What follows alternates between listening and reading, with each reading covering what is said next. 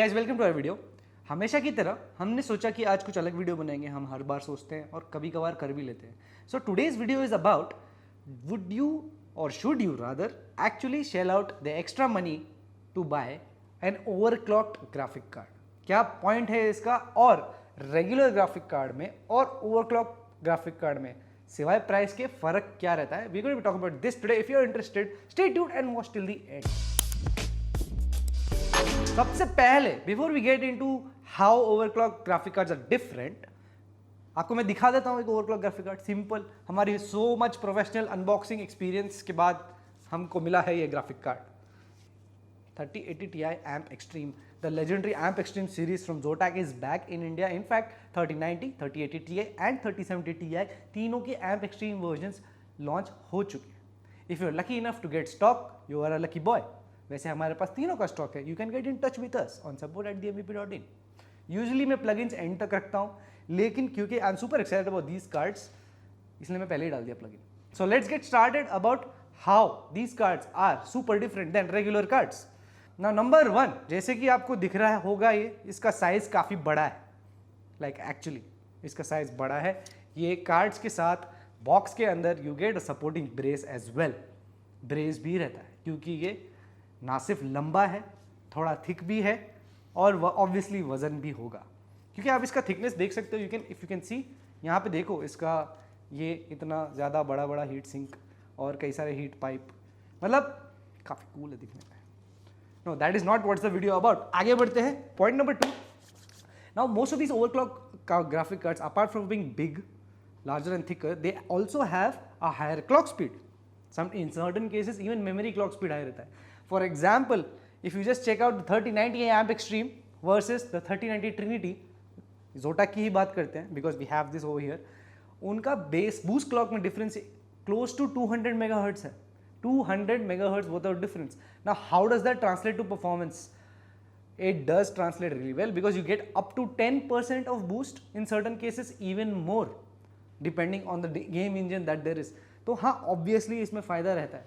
Also number 2, since इसका heat sink design और fan design is to accommodate a higher boost clock, you are going to have थोड़ा ज़्यादा overclocking headroom for the people जिनको मतलब खर्चा कर चुके हैं ज़्यादा and they want to extract the maximum performance out of their graphic card. I think an overclock graphic card makes sense.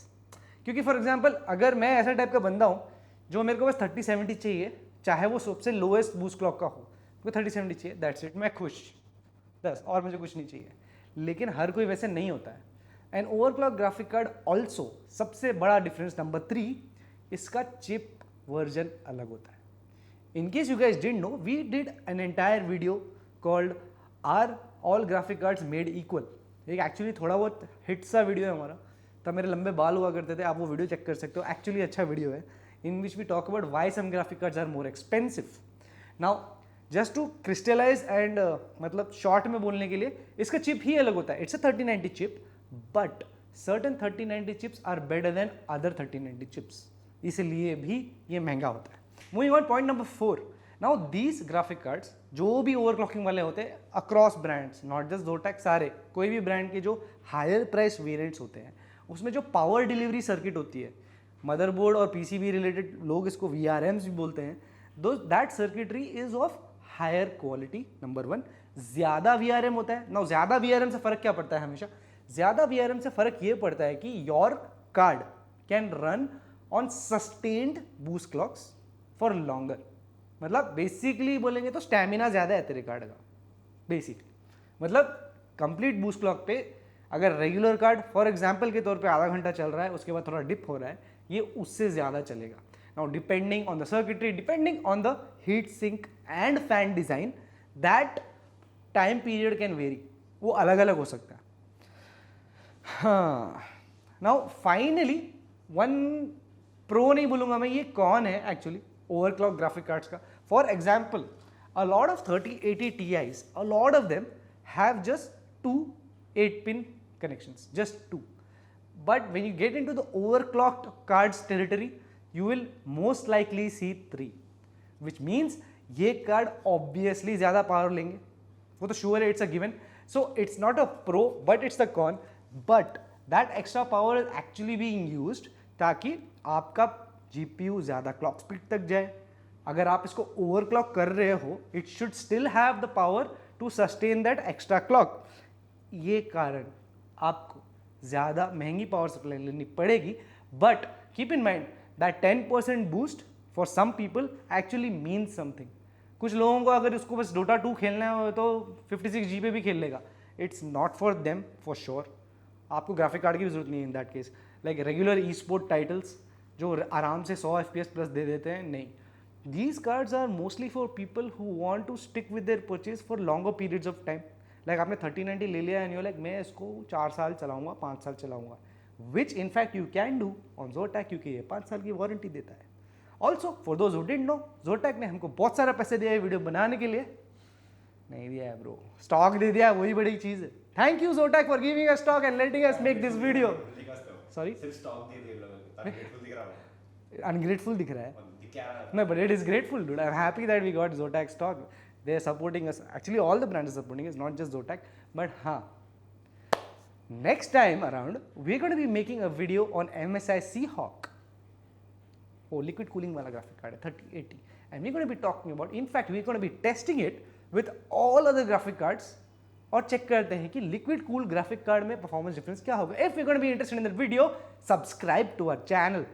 Like share and subscribe वो सब कर लेना. Also if you need builds with 30 series graphic cards or any graphic card or even without graphic card for gaming, streaming, workstations, servers, जो भी loves a build. अगर आपको ये चाहिए, you can get in touch with us on support@dmvp.in. You can get in touch with us on Twitter, on Facebook as well. YouTube comment section में हम सिर्फ support@dmvp.in लिख के छोड़ देंगे because बहुत सारे कमेंट आ जाते हैं. So thank you for watching. I hope you had a good time. I hope you found out कि why some cards are thicker, longer and fatter.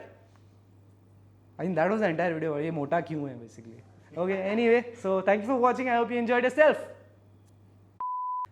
आपको मैं दिखा देता हूँ एक ओवरक्लॉक ग्राफिक कार्ड. सिंपल, हमारी so much professional unboxing experience के बाद हमको मिला है ये ग्राफिक कार्ड.